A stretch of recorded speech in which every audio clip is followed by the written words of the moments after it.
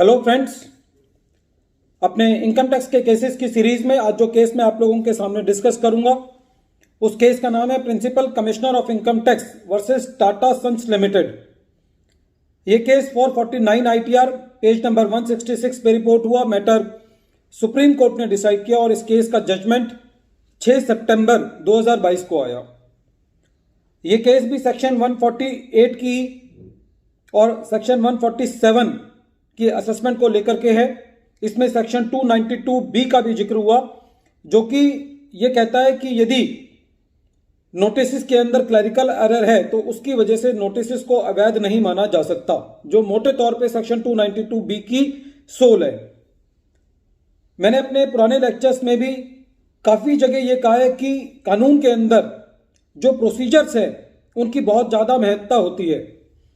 इसी तरीके से सेक्शन 148 के अंदर ये जुरिस्डिक्शनल रिक्वायरमेंट है कि नोटिस इशू करने से पहले असेसिंग ऑफिसर को रीजंस रिकॉर्ड करने हैं।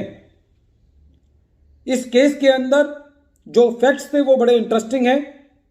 बहुत छोटा सा इशू इस केस में इन्वॉल्व है, लेकिन ये मैटर सुप्रीम कोर्ट तक ट्रेवल किया।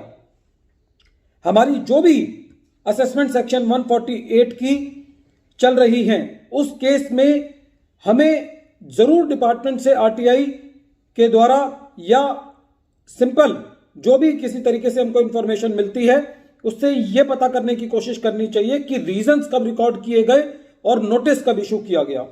इस केस के अंदर एसएससी को जो नोटिस इशू किया गया वो 6 मार्च 2009 को किया गया और जो रीजंस रिकॉर्ड किए गए वो 19 मार्च 2009 को किए गए।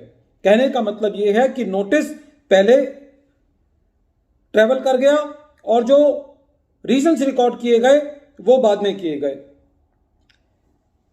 जब नोटिस इशू किया गया तो एसएससी ने ऑब्जेक्शंस रेज किया नोटिस और रीजंस के अगेंस्ट, लेकिन असेसिंग ऑफिसर साहब ने इस बात को नहीं माना और उन्होंने कहा कि नहीं, मैंने रीजंस जो है वो ठीक रिकॉर्ड किए हैं, उनमें कोई फ्लॉ नहीं है, और असेसमेंट ऑर्डर पास कर दिया। एसएससी सीआईटी अपील के पास था।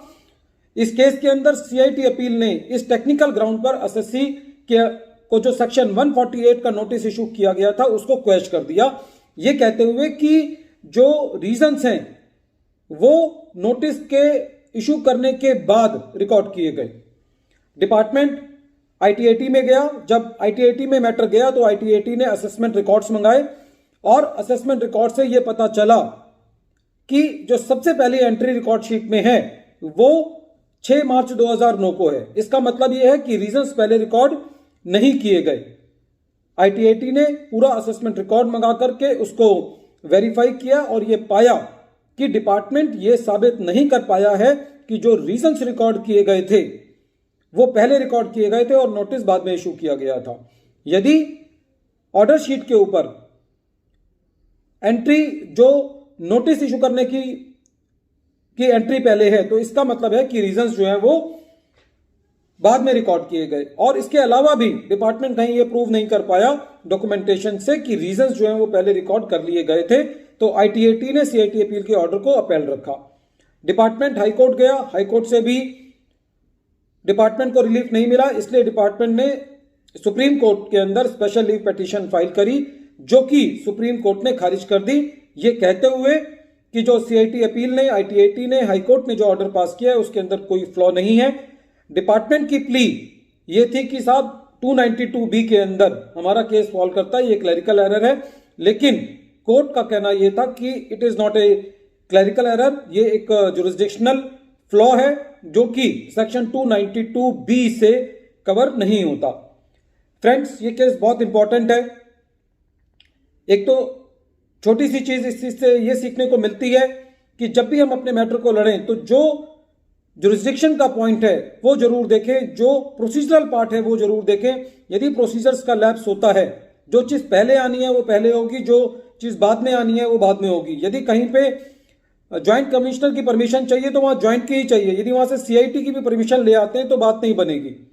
इसी तरीके से यदि पहले रीजंस रिकॉर्ड करने हैं और फिर उसके बाद नोटिस इशू होना है तो ये रिक्वायरमेंट है। यदि इसका लैप्स होता है, यदि इसको ओवरलैपिंग होती है इसकी, तो उससे सारी की सारी असेसमेंट प्रोसीडिंग्स जो हैं वही इनवैलिड हो जाती हैं।